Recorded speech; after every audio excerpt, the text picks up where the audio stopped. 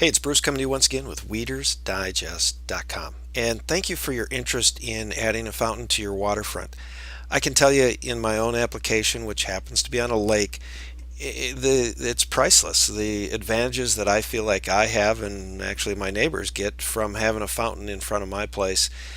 It's the sound, it's the feel, it's some of the aeration benefits that I get, and it kind of keeps away some of the surface scum and a variety of things like that.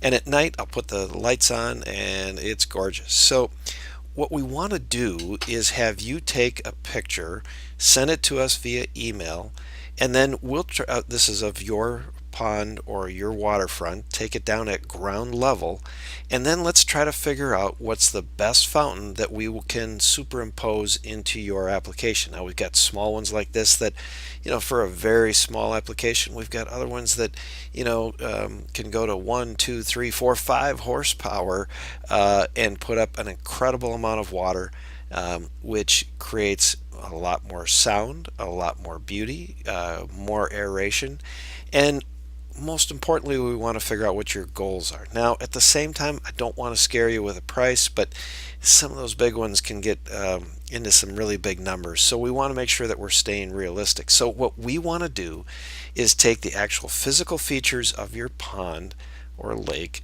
and determine the actual size by having your address, going to Google Earth, doing some sizing, understand the water depth and a variety of things like that, and then recommend a fountain for you. Now, rather than just leave you hanging with a fountain, then we want to go the next step and figure out what's it going to cost to operate it. And we're able to determine that in our next step of our communication on this would be to actually determine what the kilowatt rate is of your application and whether you want 110 or 220 volt.